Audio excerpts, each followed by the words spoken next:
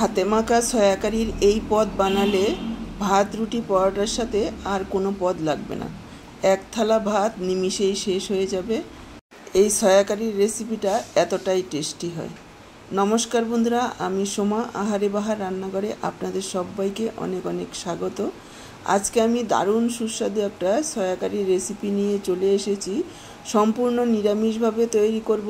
আশা করছি যারা নিরামিষভোজী তাদের তো ভালো লাগবেই, আর যারা আমিষাশী তাদেরও ভীষণ ভালো লাগবে। বাচ্চা থেকে বড় সবাই চেটেপুটে খাবে। তো চলুন কথা না বাড়িয়ে রেসিপিটা দেখে নেওয়া যাক। দারুণ সুস্বাদু নিরামিষ সয়া কারির রেসিপিটা করার জন্য দেখুন আমি এখানে 100 গ্রাম সয়াবিন নিয়েছি।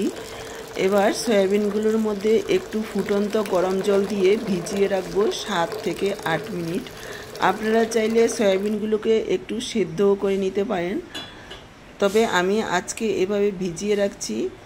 7-8 মিনিট পর ফিরে আসছি। দেখুন প্রায় 7-8 মিনিট পর সয়াবিনগুলো খুব সুন্দরভাবে ফুলে গেছে আর খুব সুন্দরভাবে নরমও হয়ে গেছে। এবার এই গরম জলটা ফেলে দেব আর এর মধ্যে দিয়ে দেব ঠান্ডা জল। সয়াবিনগুলোকে ঠান্ডা জল থেকে এইভাবে চিপড়ে তুলব, যতটা সম্ভব জলটা বের করে দেব।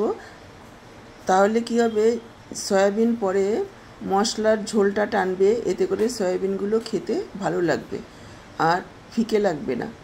আর এইভাবে সয়াবিনগুলো ধুয়ে নিলে, অনেকের কাছে সয়াবিন গন্ধ লাগে, এইভাবে ধুয়ে নিলে আর একটু গন্ধও লাগবে না। দেখুন সয়াবিনগুলো আমি তুলে নিয়েছি। এবার সয়াবিনগুলোর মধ্যে দিয়ে দিচ্ছি পরিমাণ মতো লবণ, দিয়ে দিচ্ছি 1/2 চা চামচ ধনের গুঁড়ো, 1/2 চা চামচ জিরের গুঁড়ো, 1/2 চা চামচ হলুদ গুঁড়ো, 1/2 চা চামচ লাল লঙ্কার গুঁড়ো, 1/2 চা চামচ গরম মশলার গুঁড়ো, 1/2 চা চামচ আদার পেস্ট, আর একটা টমেটো এইভাবে টুকরো করে দিয়েছি। আর কিছুটা ধনেপাতার ডাঁটির দিকটা দিয়ে দিলাম, এতে গন্ধটা খুব ভালো হবে। এবার সব কিছু একসঙ্গে ভালোভাবে মেখে নেব, যাতে প্রত্যেকটা সয়াবিনের গায়ে মশলাটা ভালোভাবে মাখা হয়। আপনারা চাইলে এখানে কাঁচা তেল দিতে পারেন 1 চা চামচ, কিন্তু আমার কাঁচা তেলটা খুব বেশি একটা পছন্দ না, তাই জন্য আমি দিলাম না। আমি একেবারে কড়াতে তেল দিয়ে রান্নাটা করব। সয়াবিনের মধ্যে মশলাটা ভালোভাবে মেখে নিয়েছি। এবার আমি দিয়ে দিলাম 3 টেবিল চামচ পরিমাণ টক দই, ভালোভাবে ফেটিয়ে নিয়েছি, তারপর দিয়ে দিলাম। এবার টক দইটাকে ভালোভাবে মেখে নেব।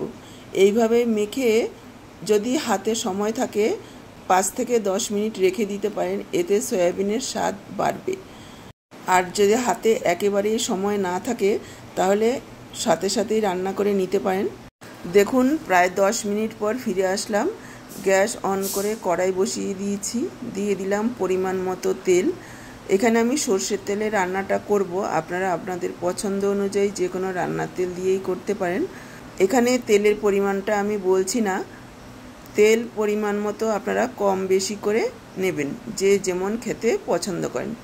তেল ভালোভাবে গরম হয়ে যাওয়ার পর দিয়ে দিলাম 1/2 চা চামচ গোটা জিরে, একটা তেজপাতা আর একটা শুকনো লঙ্কা। কয়েক সেকেন্ড ভেজে নেওয়ার পর এখানে দিয়ে দিলাম 1/4 চামচ হিং। হিং যদি থাকে হাতের কাছে অবশ্যই দেবেন, যেহেতু সম্পূর্ণ নিরামিষ পেঁয়াজ রসুন ছাড়া একটু হিং ফোড়ন দিলে খেতে ভালো লাগবে, এতে স্বাদ আর গন্ধ দুটোই বেড়ে যাবে। নিরামিষ তরকারিতে হিং ফোড়ন দিলে খেতে ভীষণই ভালো হয়। এবার ম্যারিনেট করা সয়াবিনটা দিয়ে দিলাম। সয়াবিনটাকে আমি কষিয়ে নেব প্রায় 3-4 মিনিট সময় নিয়ে, গ্যাসের ফ্লেমটাকে মিডিয়ামে রেখে। দর্শক বন্ধুরা, এখানে একটা কথা মনে করিয়ে দিতে চাই, আমার আজকের রান্নাটা দেখে কেমন লাগলো কমেন্ট বক্সে জানাতে ভুলবেন না। ভালো লাগলে অবশ্যই একটা লাইক করে শেয়ার করে দেবেন।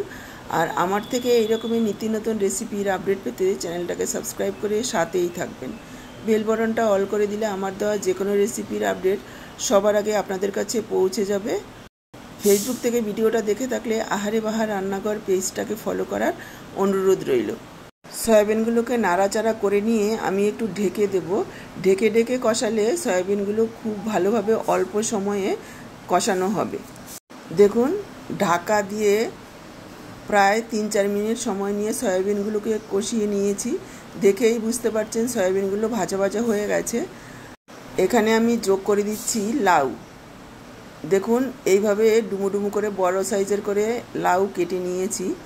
ঘরে যে কোনো সবজি আপনারা এখানে যোগ করতে পারেন, আলুও দিতে পারেন। আমি এখানে আজকে আর আলু দিচ্ছি না, আলু দিলেও খেতে ভালো লাগবে। লাউগুলোকে এইভাবে বড় বড় করে কেটে দিয়েছি, এতে করে খেতে ভীষণই ভালো হবে। লাউগুলো দেওয়ার পর আরও 4-5 মিনিট আমি এইভাবে কষিয়ে নেব। প্রথমে নাড়াচাড়া করে নিয়ে ঢেকে দেব, ঢেকে কষাবো, এতে করে খুব সুন্দরভাবে কষানো হবে। দেখুন ঢাকা দিয়ে আরও 4-5 মিনিট আমি লাউয়ের সাথে সয়াবিনগুলোকে কষিয়ে নিয়েছি। লাউয়ের থেকে যে জল বেরিয়েছে সেই জলে খুব সুন্দরভাবে কষানো হয়ে গেছে। হাতে যখন সময় কম থাকবে বা রান্না করতে ইচ্ছে করবে না, তখন এইভাবে হাতে মেখে অল্প সময়ে অল্প উপকরণে ঝটপট তৈরি করে নিতে পারেন, কিন্তু স্বাদের কোনো রকম পরিবর্তন হবে না, অসাধারণ খেতে হয়। এখানে আমি যোগ করে দিলাম হাফ ক্যাপসিকাম, এইভাবে বড় বড় টুকরো করে দিয়েছি। এটা সম্পূর্ণই অপশনাল, আমার ঘরে ছিল তাই দিয়ে দিয়েছি, এতে খেতে ভীষণই ভালো হয়। ক্যাপসিকামটা দেওয়ার পর আরও কিছুক্ষণ একটু নাড়াচাড়া করে নিলাম। এবার আমি যোগ করে দিচ্ছি জল। এখানে অবশ্যই গরম জল যোগ করবেন, এতে করে স্বাদ ভালো হবে। এখানে আমি 1.5 গ্লাস পরিমাণ জল যোগ করে দিয়েছি। এটা চাইলে আপনারা শুকনোও করতে পারেন, আবার চাইলে একটু ঝোলও রাখতে পারেন। আমি একটু থকথকে অল্প গ্রেভি টাইপের করব, সেই পরিমাণ বুঝে জলটা দিলাম। যেহেতু সয়াবিন অনেকটাই জল টেনে নেবে, আবার লাউটা সেদ্ধ হতে একটু সময় লাগবে, সেই পরিমাণ বুঝে আমি জলটা দিয়েছি। এবার ঢাকা দিয়ে আরও 5-6 মিনিট রান্না করে নিয়েছি।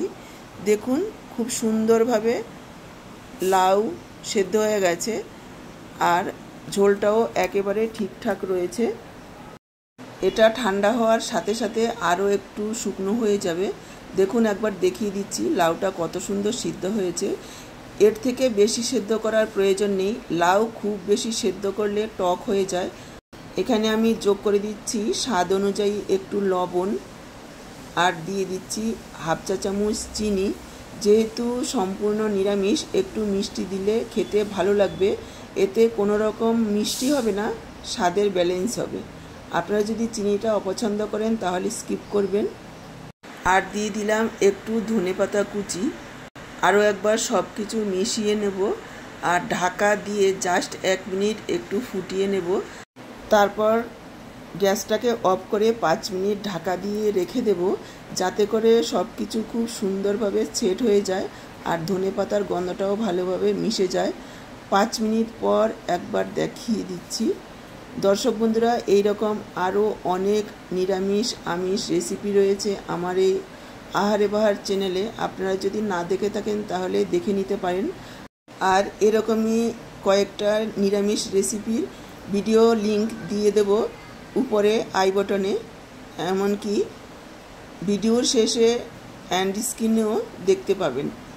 5 মিনিট পর ঢাকাটা তুলছি। দেখুন, দেখেই বুঝতে পারছেন কতটা লোভনীয় হয়েছে দেখতে, খেতেও অসাধারণ হয়। এটা আপনারা গরম ভাত, রুটি, লুচি যা দিয়েই খাবেন ভীষণই ভালো লাগবে।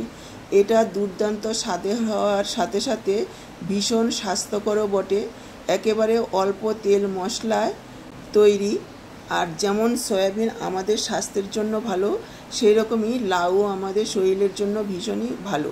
তাহলে একেবারে অল্প সময়ে অল্প উপকরণে তৈরি হয়ে গেল দারুণ সুস্বাদু স্বাস্থ্যকর একটা রেসিপি। পুরো ভিডিওটা দেখে কেমন লাগলো কমেন্ট বক্সে জানাতে ভুলবেন না। দেখুন আমি সার্ভ করে দিয়েছি। তাহলে আজকে এই পর্যন্ত, আবার দেখা হবে নতুন কোনো রেসিপির সাথে। সবাই ভালো থাকুন, সুস্থ থাকুন। আপনাদের সবার সুস্থতা কামনা করে এখানেই শেষ করছি। সবাইকে অসংখ্য ধন্যবাদ।